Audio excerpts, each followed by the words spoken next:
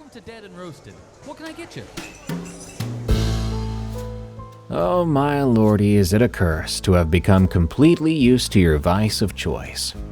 Caffeine just doesn't affect me the same way it used to. But if I don't have it, a little gray demon appears on my shoulder and says to me, "Go drink a nitro cold brew right now." But then an angel on my other shoulder appears and tells me, "He's right, you idiot. We need coffee." Anyway, today's episode features stories of human angels, actual demons, and killer creeps that might be the last people you ever see. By the way, help us grow by following Tales from the Break Room and leaving us a rating on Spotify, Apple Podcasts, or your favorite podcast app. Send us your scary work stories at eriecast.com/submit. And think about becoming an EerieCast Plus member at eriecast.com/plus. You'd better hurry, because on January 1st, we're increasing membership prices, but only for new members. If you're currently a member before 2025, or you sign up before January 1st, you'll lock in our current price forever, as long as you don't cancel. You'll get access to all our shows ad-free, exclusive audiobooks, early access to my new and fully produced creepypasta narration show, and more. Just go to eriecast.com/plus. Now, these are tales from the break room.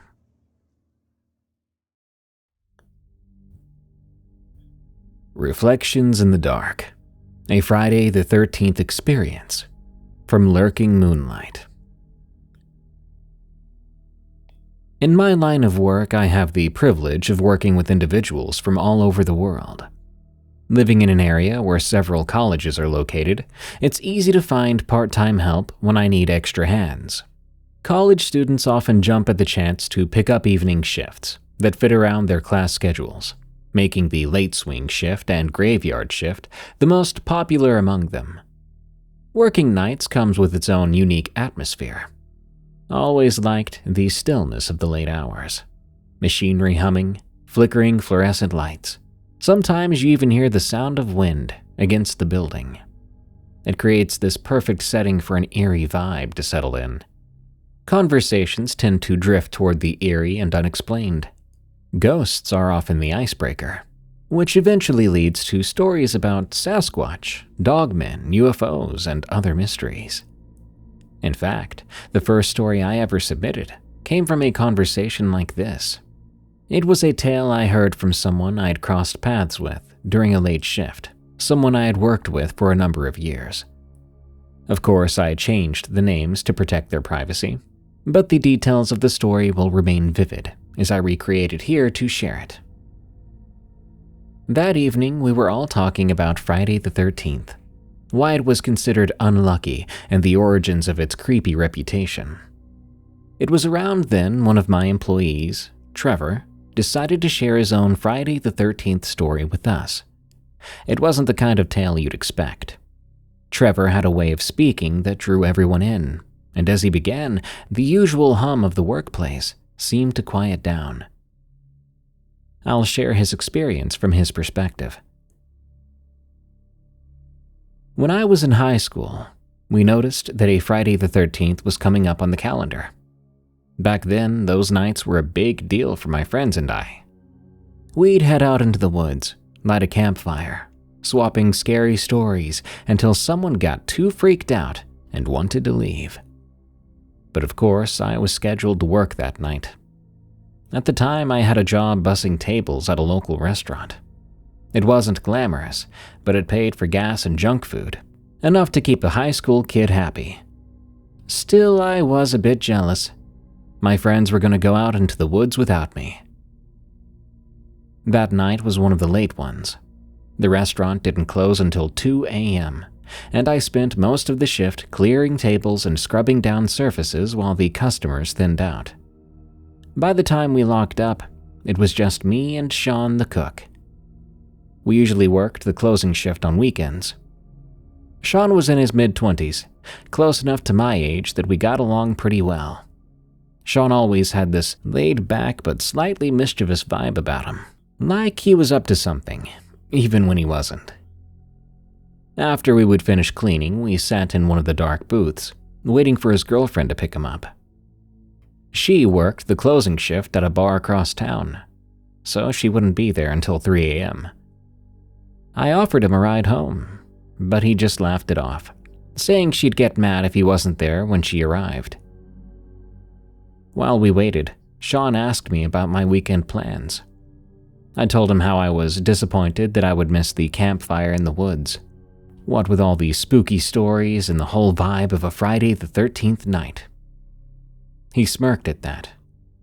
"I can show you something," he said, leaning forward in a conspiratorial way. "But you gotta be brave, and you can't tell anyone else who works here." I wasn't sure what he meant by that, but I was definitely intrigued. Sounded like a challenge to me. "What are you talking about?" I asked, half laughing. He told me to just follow him. "Come on, we've got a little time." So I did follow him, into the back of the restaurant, through the kitchen and into the storage room, where he grabbed a couple of birthday candles off a shelf. We then moved into the party room, the kind of space reserved for kids' birthdays or family gatherings. At the far end of that room was a small and rarely used bathroom. Once inside, Sean pulled a lighter from his pocket, lit the candles, and placed one on each side of the mirror above the sink. The flickering light made the cramped bathroom feel strange, the way the shadows bounced off the walls. "Turn off the light," he said. I hesitated for a moment, but then I reached over and flipped the switch.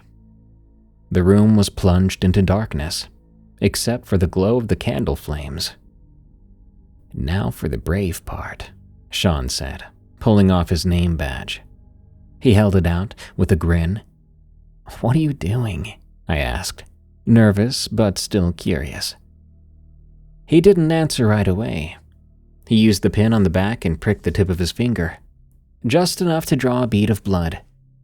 Then, using his finger, he began to draw symbols on the top half of the mirror. As he did that, he explained, "Just draw what comes to your mind and pick the first number that pops into your head." I hesitated again, but I could see that he had done this before. I took my own name badge and followed his lead, pricking my finger, which hurt more than I thought it would, and drawing on the lower half of the mirror. As these symbols took shape, my heart was pounding, but I didn't stop. When I was done, Sean stepped back and stared at the mirror. His face was unreadable in the dim light. "What now?" I asked, my voice barely above a whisper. Now his mischievous grin was gone. "Now we wait." I finished the strange drawings at the bottom of the mirror. My fingertip was smeared with blood. Sean nodded at me, his face looking serious now. "Yeah, just wait. Close your eyes and try to clear your mind for about a minute. Don't think about anything." I shut my eyes, but keeping my mind blank was nearly impossible. The flickering candlelight behind my eyelids and the faint scent of wax kept my attention. Just as I was about to give up on it, I heard Sean sigh. Taking it as a sign, I opened my eyes. The mirror was now fogged over, not just with condensation, but something more, as if the mist had somehow sunk beneath the bloody smears. "Well, what now?" I whispered. He didn't answer. He was just standing there frozen, staring at the mirror blankly. I followed his gaze. I noticed the fog on the mirror was not still. It shifted, twisting slowly like smoke hanging in the air. Then, faintly at first, I heard it. A groan and creak of the pipes in the walls. The noise grew louder, turning into a banging sound. My eyes darted back to Sean, but he was still locked in place, face blank, eyes glued to the mirror. My stomach dropped. When I looked back at the mirror, I saw them. There were faces, faint and hazy, fading in and out of the fog like figures moving through smoke. I tried to tell myself it was just the way the light and shadows were playing tricks. But there was another sound, a whisper. This one came from the faucet, a strained, raspy voice that made the hairs on the back of my neck stand up. The words weren't clear, but they sounded wrong, like they came from a different world. I wanted to move, but my body wouldn't let me. My eyes stayed locked on the mirror as the faces grew clearer. Their hollow eyes and twisted mouths emerged from the fog. One face lingered longer than the rest. It had sharper features, and it looked directly at me. My legs felt like lead, but I managed to reach over and tug on Sean's pant leg. He didn't move. His face was stuck in that same blank trance, staring at the mirror as if he was hypnotized. "Sean," I whispered. Nothing. I swallowed hard, and I grunted and forced myself to yell. "Sean!" The sound shattered the stillness, and he stammered out of his daze, looking confused. His eyes flicked down to the candles, and without a word, he swiped them into the sink, extinguishing the flames. The room was pitch black again. "Let's go," I managed to say. My voice was quivering. I reached for the door handle, but as my fingers wrapped around it, several loud knocks pounded on the door. The sound rattled the wood and the handle in my hand. Don't open the door," Sean hissed. I froze. The knocking didn't stop. It grew louder and more chaotic, coming from all around us. The walls, the stalls, even the ceiling. It was like the entire room had come alive. "Forget it. Just go," Sean shouted. I yanked the door open and stumbled into the party room.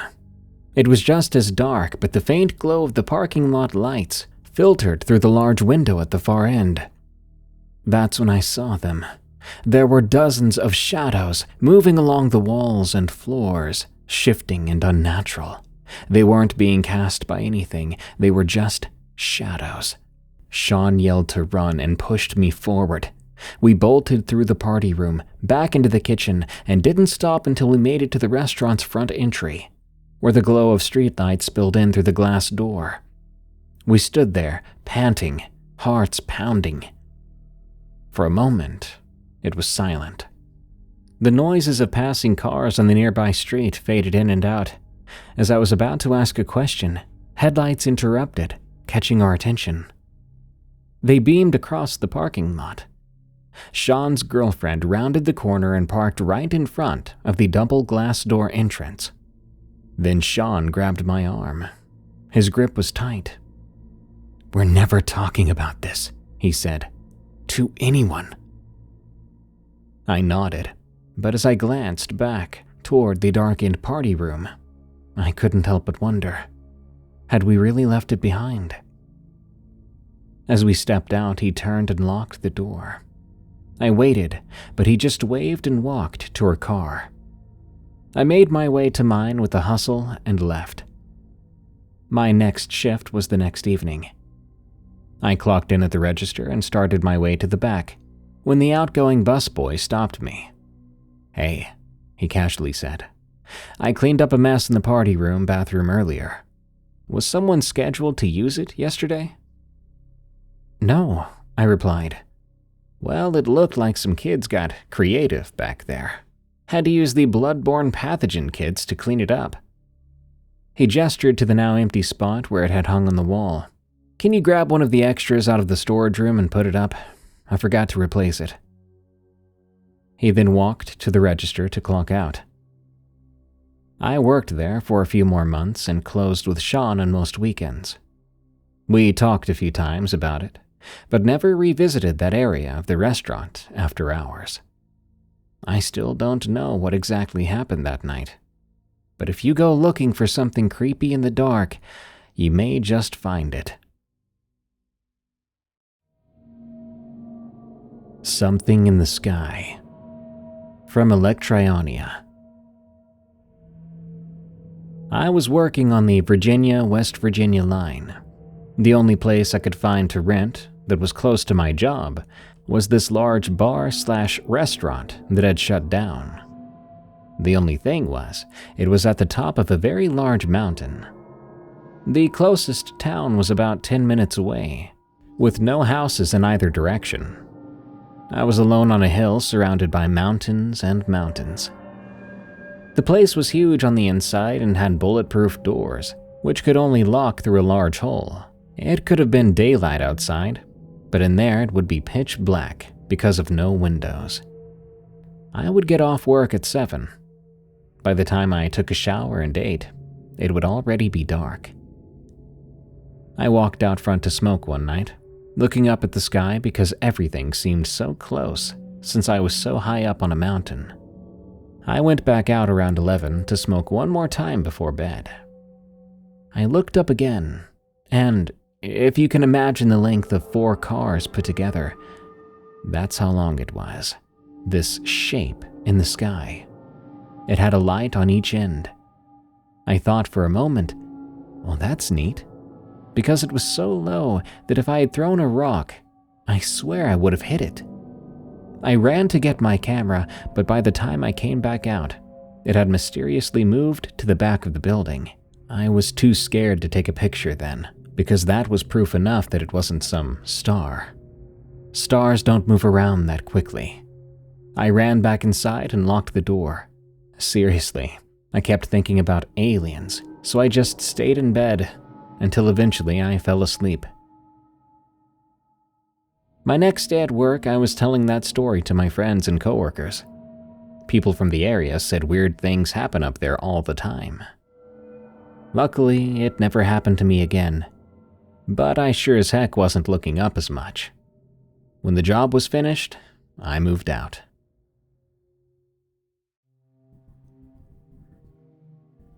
Clown on the Highway, from Kpete. This isn't the longest story, but it sure scared the heck out of me. I was working at Kohl's late-night cleaning shift, finishing at around 12 at night. I left for work and started my half-hour drive home. I headed down the highway and there were no houses around there. Before long, I spotted something in the middle of the road. Thinking it might be a kangaroo, I slowed down a little. But as I got closer, I noticed it was a person.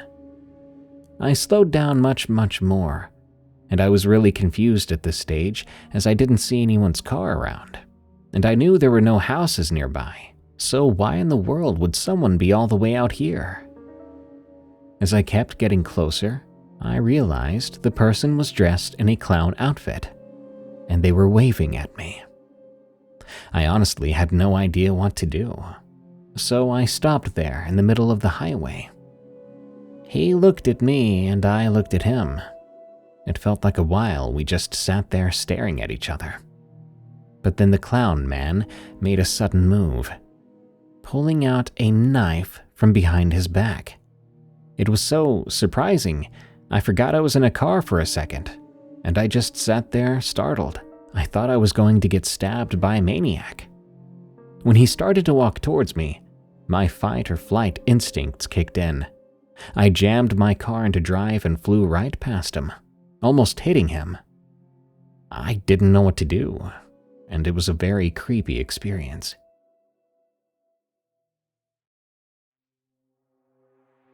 Demon attached to my boss's ex-wife, from Secondhand Haunt. At the first tattoo parlor I worked at, my boss was going through a nasty divorce. Some background on this boss. He was a Native American man in his 40s. He was superstitious, but by no means spiritual or religious. His wife, though, was a toxic drug addict who was cheating on him, and she was extremely hateful to me. At the time, I was a cute 22-year-old girl. She would constantly accuse him of hiring me just to sleep with me, or any other woman he had around. She was possibly dealing with bipolar disorder, but projected a lot of her issues and actions onto the poor guy. So one day, 3 of my coworkers and I went to Boss Man's house while his ex was moving out to try to comfort him and play some music. The guys had their guitars and drums. We laughed and hung out. No one was drinking and no one was smoking. It was just genuine, sober fun. We got onto the topic of our boss's soon-to-be ex, when suddenly, the lights began to flicker. Our boss admitted to us that it was a pretty regular occurrence for things to go haywire whenever anyone said his ex's name in the house. We were curious by this, so we tested it out. And sure enough, when we mentioned her name, the lights would flicker in his bedroom. He told us he'd even had the wiring checked thoroughly, as he was trying to sell the house soon, and they couldn't find a single thing wrong.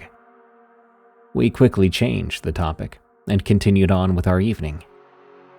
Now, our boss had a younger daughter who wasn't home at the moment, but he had a baby monitor to her room hooked up by his TV. We were starting a movie when the monitor went off. We heard a child's voice saying something mumbled and brushed it off, assuming it was some toy in her room making some noise. But I saw my boss go pale. He then said, "I know every toy in that room, and there's not one in there that talks like that." One of my coworkers and I took the challenge and went into her room to check it out. We pushed every button and checked every toy we could find, but did not find anything similar to what we had heard. The night went on without any other occurrences, and eventually we all left for the night.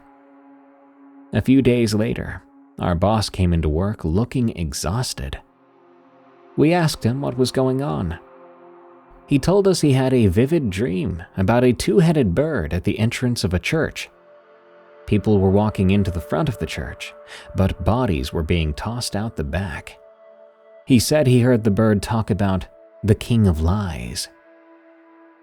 I grew up religious myself, and I remembered Belial, Lord of Lies, and I suggested he do some research and even sage his home.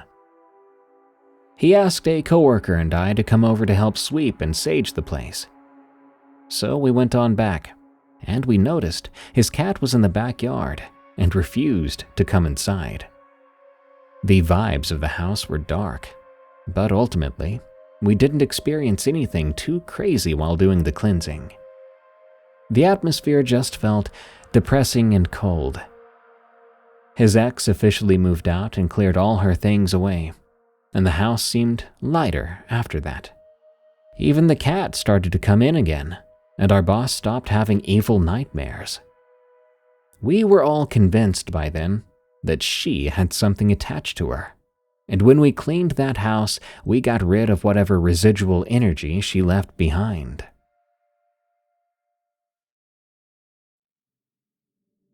The Man in the Parking Lot, from Ron R.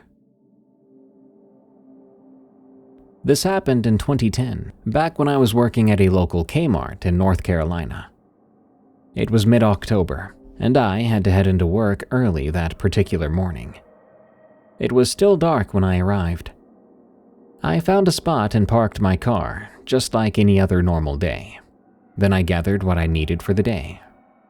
I climbed out of my car and noticed that one of the lights on the side of the building was flickering more than usual. But what really caught my eye was the strange, what I can only assume was a man, where I couldn't see their face. They had on a long dark coat, with what looked to be one of those old circle cowboy hats you see in old Clint Eastwood movies. It was pulled down just enough that it hid the man's face. The creepy part was I could tell that they had been watching me ever since I pulled into the parking lot. Keeping an eye on them, I walked into the store to clock in and get my list of what needed to be done for the day. On my way to the back of the store, I bumped into 2 of my coworkers, Betty and Mark. They had just arrived and were headed to the back to clock in. Just wondering, I asked if that creepy person was still standing outside. Betty told me, "I don't see anyone, hun." And Mark nodded in agreement. So I shrugged it off Maybe it was a homeless person just passing through. So I went and started to stock up the home goods section, when I looked up and a dark figure shot past the aisle I was working in. I'm not gonna lie, seeing that made me jump to my feet and take a couple of steps back. After I gained my composure, I slowly walked to the opening of the aisle to see if anyone was there. But there wasn't a thing. So just figuring I was seeing things, I went back to work. About an hour passed by when something just felt off around me. Do you ever have that feeling when you just know you're being watched? Well, I looked up, and I didn't see anything or anyone in my area. But when I looked back over at the bath section, the person with the hat and coat was now standing there, watching me. Acting like I hadn't noticed, I cleaned up my area and headed back to the back. But on my way there, this person was everywhere I was, or at least close enough they could see my every move. I finally made it to the back, and I went straight to the loss prevention office, telling them what was going on. Grace, our loss prevention manager, said she would check the video feeds to see where this creep was. We looked at every camera in the store, but there was no sign of this person. Thoroughly creeped out, I asked if she could keep an eye on me around my area for the rest of my shift. Grace, being the absolute awesome person she was, said yes, and walked around looking for this person or thing or whatever, but didn't have any luck. Finally, my shift was done. It had been several hours since I saw that figure. So I headed back to the break room, clocked out, and headed to my car. When I got there, I found a crinkled up piece of paper on my window. I opened it, and I just about soiled myself. There were only 3 words: "I'm watching you." I quickly looked around, but didn't see anything. So I got in my car and sped away, promptly calling my boss when I got home and telling them I would not be coming back to work there anymore. 3 weeks after I quit, Grace was taken from the parking lot of the store. Shortly after that, the store closed its doors for good. And to this day, no one truly knows what happened to Grace. But what really freaks me out was the fact that they found a crumpled up piece of paper with 3 words on her passenger seat: "I'm watching you."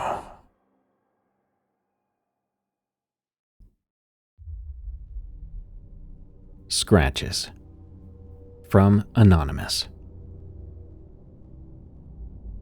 Before I share this story, I want to tell you that this is a true story. This is not from my own view, but from the view of a close friend. I'll call her Mary. Her sister, Kelly, also accompanied her in this horror story of a housekeeping job. Mary and Kelly were both college age, and this event took place during their summer break. This is Mary's story. We were working for a friend of ours who was a psychiatrist and was going to be in Europe for a little over a week. Our job was to look after the cat and make sure everything in the house was in order. Before we even started the job, Kelly and I made a plan.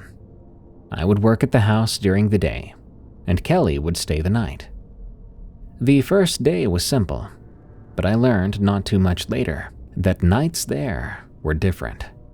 One night, as Kelly sat on the bed in the guest bedroom, she heard the sound of scratching and slamming coming from the attic. I have to tell you the layout of the home for this to have much relevance.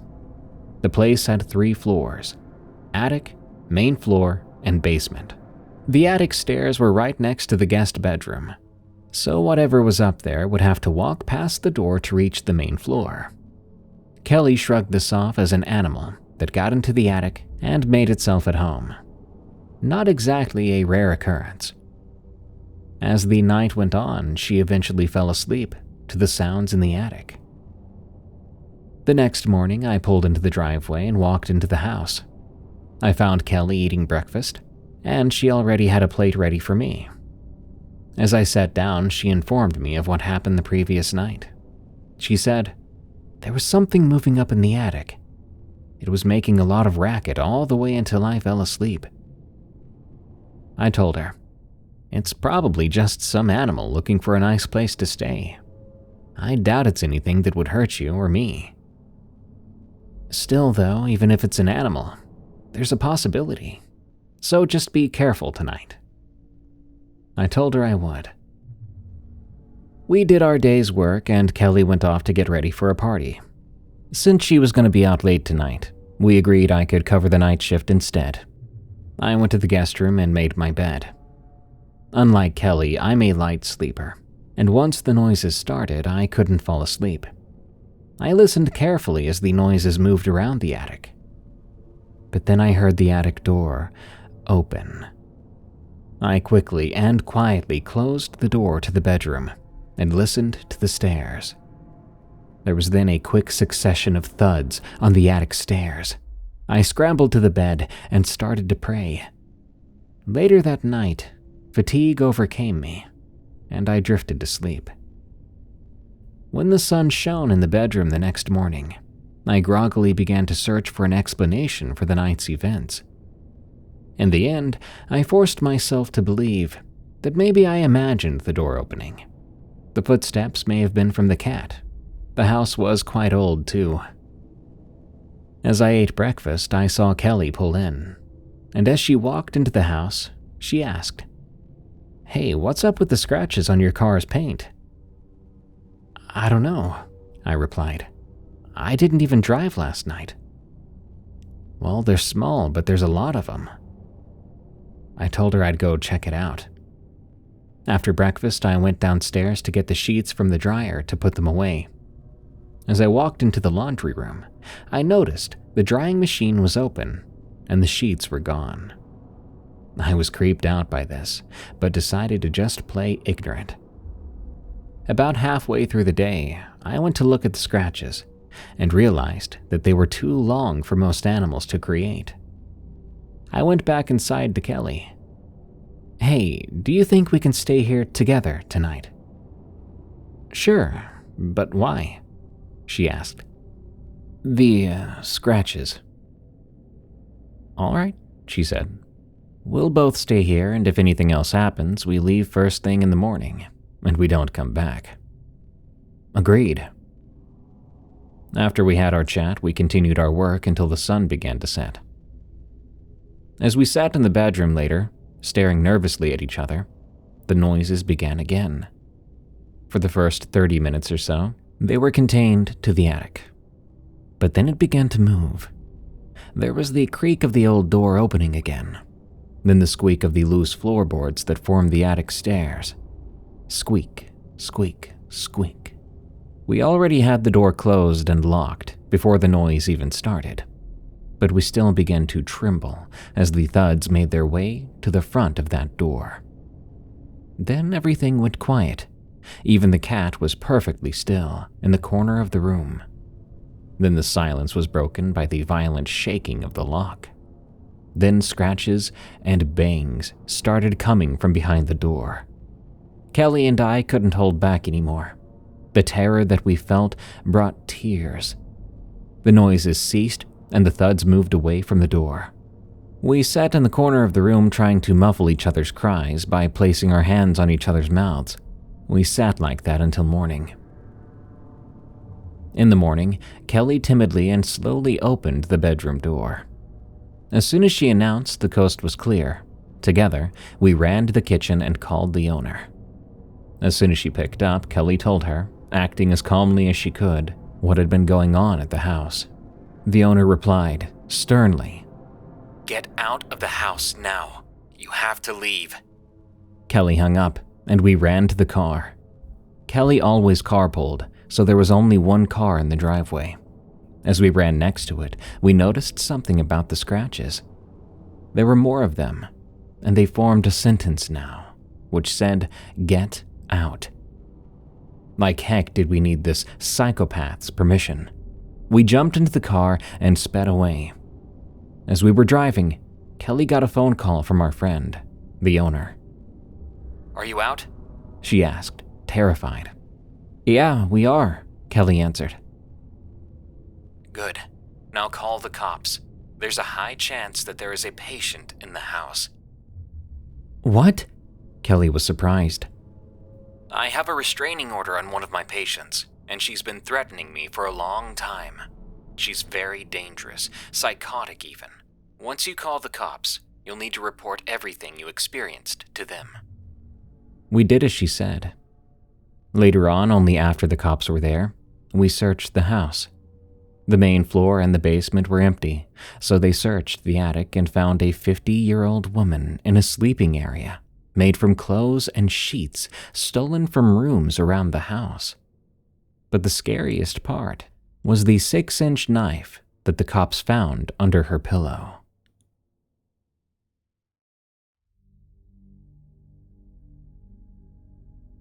Can We Not? From Dante. My work isn't for everyone. I've seen people in their worst moments going out in spiteful hellfire, or with such deep terror that no matter how many times I've seen it, I can never stop the dread that creeps up in my bones as well. I work as a triage nurse on an army base overseas that I cannot disclose for legal reasons. I can, however, tell you it is near a current war zone, and we're keeping a very close eye on it as the police of the world. I'd seen combat myself not too long ago, ending up with a gnarly scar going from my ear to nose after shrapnel had made its home in my face. I see wounds almost as vicious every day. It was always busy around here with garish and sometimes fatal wounds that somehow always seemed to cross my table. I wasn't the only triage nurse, but there are so many bodies that we can't always process them in time. We send many young men home with their dog tags between their teeth. Sadly, we eventually grow numb to the horrors of war, of what the human body can really suffer. One patient came across my table the other day, a man who had suffered bullet wounds in many vital areas. The man was lucky nothing had been punctured. He was covered in 4 holes and seemed to be living off sheer willpower and rage alone. The man had lost a significant amount of blood, but seemed stable by the time we had finally patched him up. He was baring his teeth at most of the soldiers around him, who tried to have him up and moving within hours or days of his surgery. I learned his name was Alan. Alan was a sniper and had been caught unaware in enemy territory, likely betrayed by one of his comrades, as his position had been deemed secure, well out of enemy sight, and he had dampeners to cover any signal that could give him away. He had barely made it back to camp where he was whisked away to us, beaten for the worst. I had heard it was his first failed mission, and he had been taking it rather hard. It was remarkable to see him lose so much blood, but be so feisty, and he had captured my interest, breaking through the monotony of our line of work, so I came to sit by him during a quiet spell in the hospital. We began talking about some things: home, work, life, pets and friends, memories and women. It was interesting talking to him. He was so vivid and full of life, despite having nearly died on my table. I don't know what it was about him, but he seemed so calm, so envious of those back on the field. He seemed to have some lust for battle, some driving force that I had seen very few times in the extent of my tour. He wanted to fight, to be out there with his team ensuring their safety and survival. He often asked me about his release day, adamantly refusing offers to go home, which many others at that point had taken. He simply said his life was here, with his brethren out amongst the enemies that littered the front line. He was their cover, their shield. He had even earned the name Guardian from some of his teammates. He was vital to their success and well-being, and he fondly told me about times and drinks they'd shared. At this point, he had completely captured my attention. I found myself talking to him on my breaks or a few times off my shift. He was a good man, solid and full of confidence.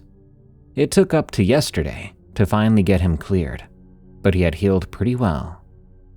I was rather proud of the man, and I encouraged him to not see me again. I didn't want to see him in that condition ever again. I dare say we broke the #1 rule out here and became friends. He told me something that left me rather stunned before he left, though. It had been while he was in the cover of that enemy fire. He had seen something in their lines that froze him, which he had shot at time and time again, but seemed to have taken no damage. He claimed to see this creature that seemed to be tethered to one of the soldiers. It had pure white eyes and stood on knees unnaturally bent. It appeared as though its lips had been eaten away. The creature was something far worse than any human or wild animal. Its skin was cracked and bent painfully with every step the thing made. No one else seemed to notice it, and yet he could hear it repeating human voices, each terrified and looped as if it was on a tape recorder that had somehow been corrupted, with each and every repeat growing steadily less like human voices and more a pure cacophony of noise. It was loud, nearly deafening and drowning out the gunfire. He had been horrified to see this, rooted to the spot and utterly confused. He was wondering what in the world he was looking at, what it was going to do, why it was tethered to a soldier who had seemed more drugged than anything, but the man's eyes were wide with a natural terror. He wasn't sure how he'd gotten away, be it adrenaline or sheer instinctive fear. But he got to the closest camp, told them what he had seen, and they wrote him off as delirious from blood loss. But he knows whatever it was something unnatural, unknown, something better left to the dark corners of the world. To this day I wonder if what he saw was real, or if it was some kind of living nightmare from the blood he was losing.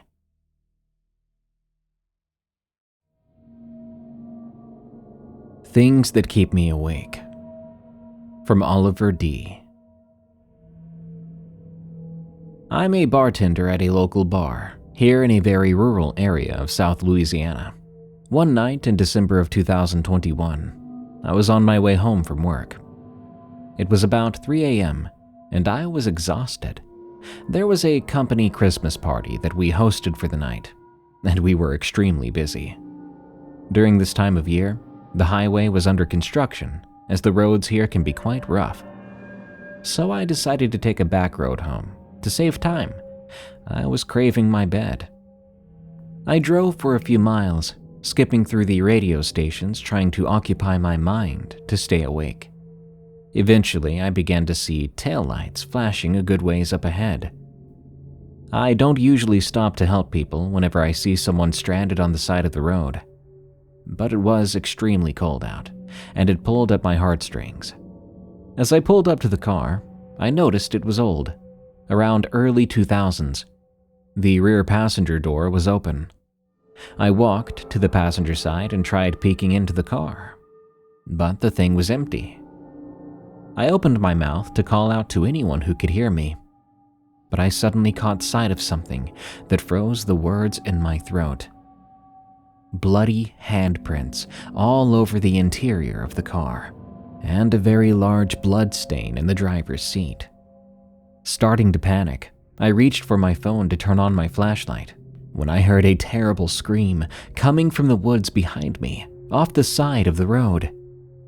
Every instinct I had was telling me to get back in my car and call the police. But I couldn't just do nothing. I then recalled I had my dad's Smith & Wesson handgun in my console. I rushed to my car to grab it, pulling it out of the console and racking the slide to chamber around. I summoned all my courage and started to walk towards the tree line, following a trail of blood from the car. Walking through the brush, the anxiety building in my chest was becoming overwhelming. The adrenaline pumped through every part of my body, making my face burn against the cold air.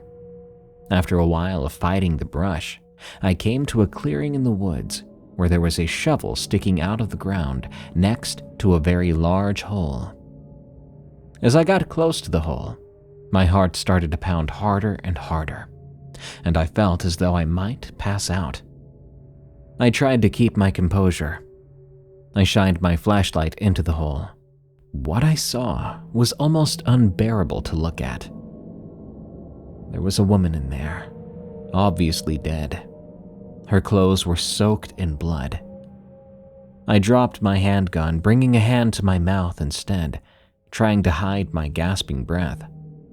She was wearing one of those puffy-style blue winter coats, and the sight of her finally forced my eyes to look away. Pulling myself together, I checked my surroundings and started to run frantically back to the road to call the police. I pushed on through the brush, soon making it back to the tree line. And as I looked at the road, the abandoned car was not there any longer. I called the police. Within minutes, there were blue flashing lights everywhere. The officer who walked over to talk was a tall, thin man with dark hair and eyes. He asked me to take him to where I found her. We started to walk back through the woods. Looking down at the ground, I couldn't find the blood trail anywhere. But we found our way through the brush, which I had disturbed earlier by walking through. When we got to the clearing, it looked different than what I'd seen before. There were more leaves, thicker brush grown over the clearing. The most bizarre thing that had changed was that there was no shovel and no hole. There was absolutely no evidence that there had ever been a hole there in the first place. I walked over to where I'd seen the body. I bent down and picked up the handgun I dropped. I swore to the officer that the hole had been right there. My mind started to spin as the officer told me that he would walk me back to my car. Had I just hallucinated that whole thing? Was I that tired? Was there something wrong with me? I told the officer we had to have gone the wrong way, that there must be some mistake. I wasn't crazy. They told me they would get a search team together to comb the woods, that I should instead go home and get some rest. After taking my contact information and making sure I was good to drive, I was sent on my way. That night I lay in bed and I couldn't sleep at all. The image of her body in the hole with the dirt on her face was not going to leave my mind anytime soon. A month went by without any news. But then I received a call out of the blue from the police department, asking if I would come down to the station to answer some questions. Obviously, this made my anxiety spiral. The suspense of not knowing why riddled my brain. Once at the station, I was brought to a room and sat down by a table. 2 detectives then sat across from me. They showed me some pictures of a woman, asking me if I recognized her. Sure enough, it was her. She was alive in those photos and smiling, but yes, that was her. I told them that that was the woman I'd seen in the hole that day. Both of the detectives looked at each other with a worrisome look, almost as if they'd seen a ghost. A brief moment of silence went by before the detective on the right said, "Son, this woman's been missing for 15 years. The words leaving his mouth confused me. It left me speechless. The detectives explained to me that when they brought a search team out there, one of the canines got a hit right where I'd claimed to have found the body. They then dug up the area, and they found human remains, sending them off to a lab. The results came back to a woman whose case had long gone cold. She and her 5-year-old daughter went missing and had never been found. The only evidence found in their disappearance was their car. But there was still no trace of the child's body, nor the person responsible. I was in total bewilderment, and I asked the detective if there were any photos from the scene itself. The detective pushed a photograph across the table, and as I looked, I saw remains bundled in a faded, puffy blue jacket. Some people I've told this to have said it was a miracle, that I brought closure to the woman's family. But to this day, I just can't understand why it even happened to me. I try not to think about it anymore, but from time to time I can still see her face, and I wonder where her little girl might be. I pray that they're at peace now.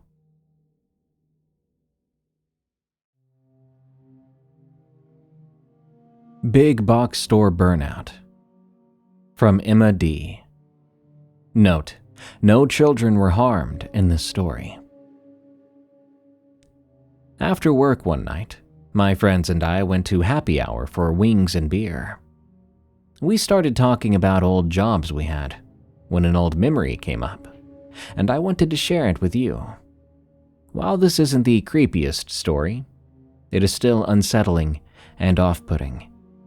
I feel it describes how people act when confronted with an out-of-the-norm moment. We like to think we'd know how we would react if we were to see something out of the ordinary, something unexpected, maybe even disturbing. But in my experience, only a few of us will even burst into action. Let me explain.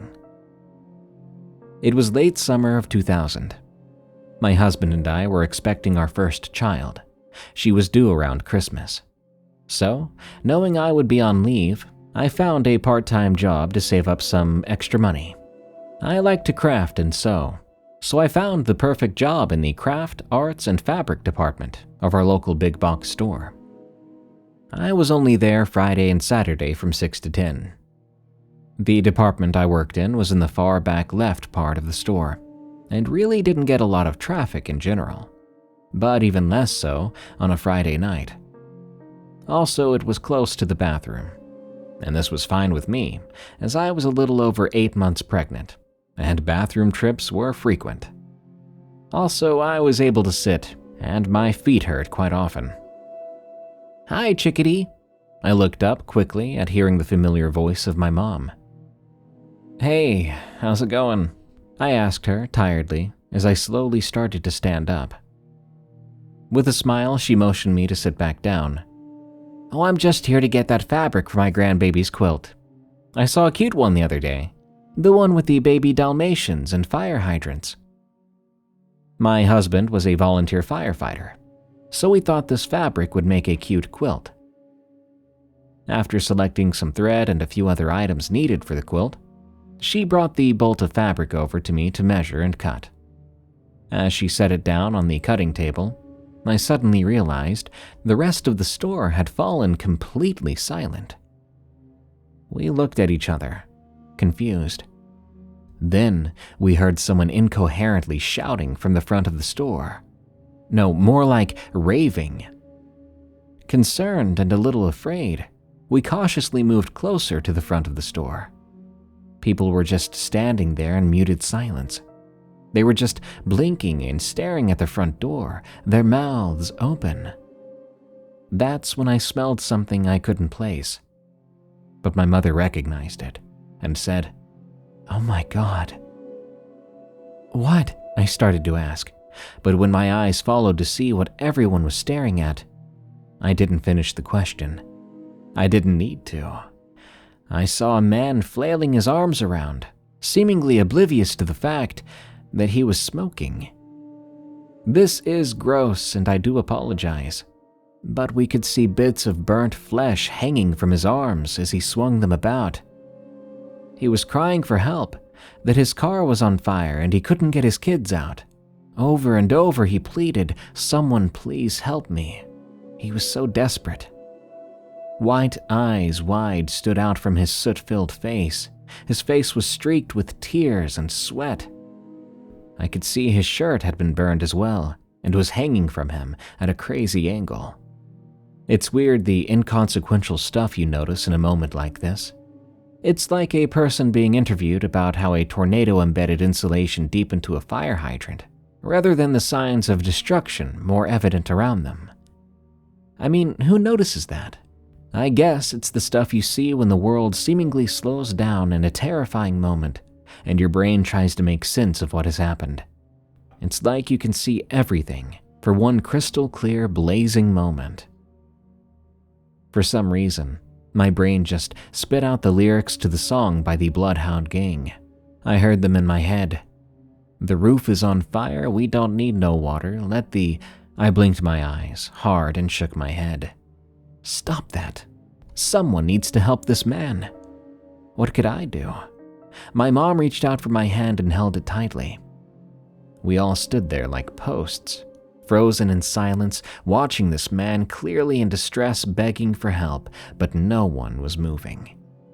He was moving crazily back and forth, clearly in shock, not thinking of anything but his own kids, stuck in a burning car, and he wasn't able to help. It was like we couldn't process what we were seeing. I stared around at the cashiers. Surely they were calling the fire department, right? Wouldn't they have some training on emergency situations? It seemed forever until someone finally yelled, "Call 911." A woman, in pink scrubs with teddy bears on them, was already bolting to the door. Otherwise, 3 men rose from their stupor and ran with the panicked man to his car. A few minutes later, there was the sound of sirens. Slowly, the bustle of a busy store picked back up as if nothing had ever happened. All I could think about was Ralphie from A Christmas Story. The bell rang, the beeping of the cash registers, people talking in low, hushed tones as if it seemed the thing to do. They knew this was normal, but the scent lingered. Seeing my distress, my manager told me I should probably go home. So I collected my purse from the back. Mom and I went out to the parking lot. There was the car. Its burned-up remains were being towed away into the darkness.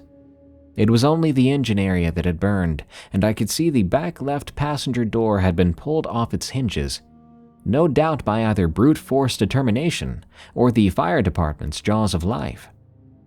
I stared at it and chewed my lip, wondering about the outcome.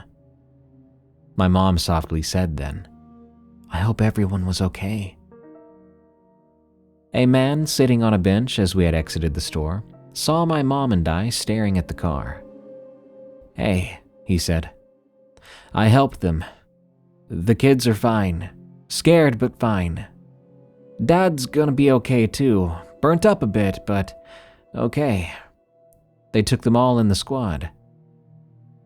I thanked him for the information, then deeply exhaled, unaware that I'd been feeling like I was holding my breath. He and those other people may have saved that family. Not all heroes wear capes, that's for sure. One heck of a night, and yes, when they say burning flesh is a scent you never forget, believe it. After this double shot of demons and murderous creeps, it's nice that sometimes we get stories that are more wholesome than usual. Well, we're now at the end of this episode of Tales from the Break Room. I hope you enjoyed the show, and if you have a scary work story you want me to narrate, send it to me at eriecast.com/submit. And check out my other podcasts if you want to hear more of my voice. They're called Unexplained Encounters and Alone in the Woods. By the way, did you know we have a membership? ErieCast Plus. ErieCast Plus members get ad-free feeds of all our shows, exclusive audiobooks, 20% off our merch store, and now early access to a new podcast I'm narrating called Delete After Reading, featuring cinema-quality sound design and disturbing new creepypastas that you won't hear anywhere else. If you sign up before January 1st, 2025, you can lock in our current price forever as long as you don't cancel. That's only about $3 a month or $30 a year. But any new signups after 2024 is over will be priced at $4.99 a month or $49.99 a year. Go to eriecast.com/plus right now and support the scary shows you love. Thank you. Now it's time for me to clock out. But don't worry, you'll catch me back on my shift very, very soon. Goodbye for now.